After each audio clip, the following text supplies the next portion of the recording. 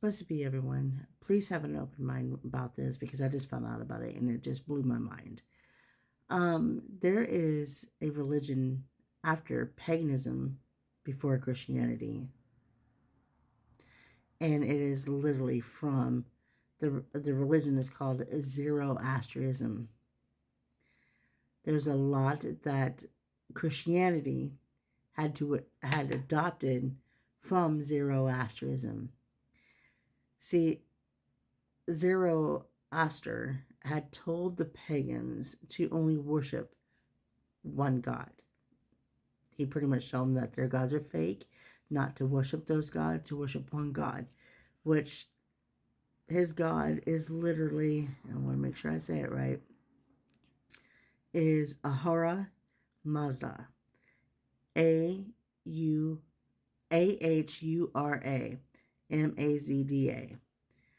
He has the same similarities as Jesus Christ. Remember, this is before Christianity and after paganism, so this is pretty ancient. I'm going to have this read everything that I have found so far. So bear with me and tell me what you think about it. I am a Christian and have been one all of my life. I am moderately well versed in apologetics. As far as I can tell, as of now, there is only one real argument against Christianity, and that comes from Zoroastrianism. I do not know how much you know about this religion, but it was founded by someone called Zoroaster or Zarathustra, who was born around 1200 BC and has a holy text called the Avesta. It used to be one of the most popular religions in the world, but has since dwindled down to about 140,000 members, most in India. The argument that people make is that the Jewish ideal of a savior comes from Zoroastrianism. Apparently there is a strong savior figure in Zoroastrianism that will die, become resurrected, and then judge the dead. People claim that when the Jews were taken in Babylon they were exposed to this faith and adopted parts of it as their own. They say this explains why the idea of a savior figure emerges in the parts of the Bible that were written during or after the Jews' stay in Babylon. People will then go on to say that Zoroastrianism developed many cults, particularly among Romans, about the time of Jesus that claimed a divine figure will come to earth and defeat the bull or something like Satan or the devil, and then judge everyone. These people claim that this made the acceptance of Jesus much more likely, and also point out that the three wise men that went to see Jesus were called Magi, which is a priest in Zoroastrianism.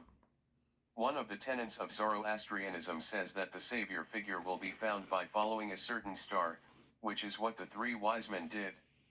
Also, Zoroastrianism seems to hint that the savior will be born by a virgin, but I am not sure of that.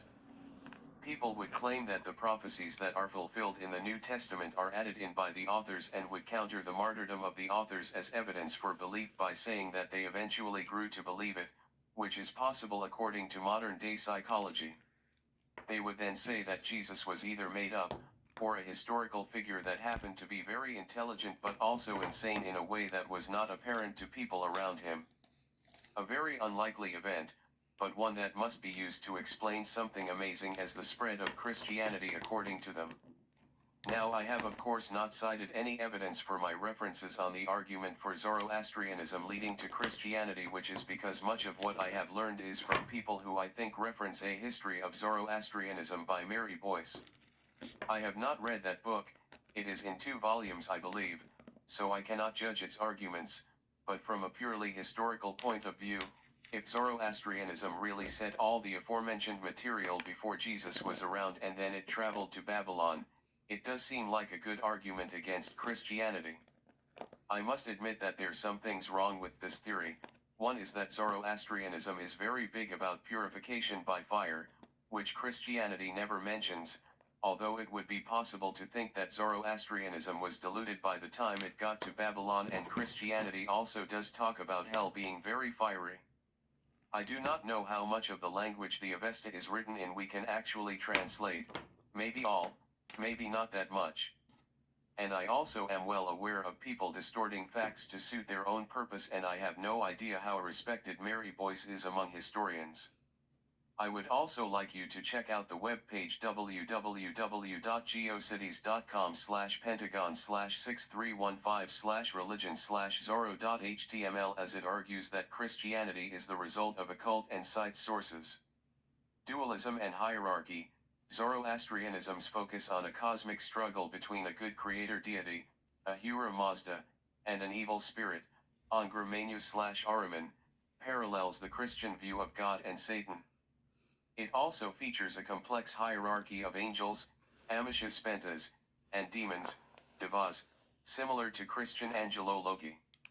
Eschatology, concepts of heaven, hell, a final judgment day, and the ultimate resurrection of the body were present in Zoroastrian thought before Christianity. Messianic beliefs. Zoroastrianism featured the arrival of a savior figure, Saoshyant, in the last days, which shares similarities with the Christian idea of the Messiah. Impact on Judaism. These ideas were adopted by Judaism, particularly after the Persian Empire, which was Zoroastrian, influenced the Babylonian region, and were subsequently passed down to early Christianity.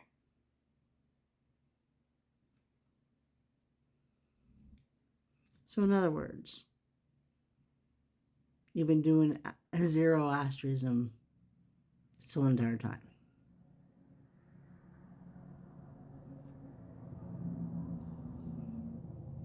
Thoughts?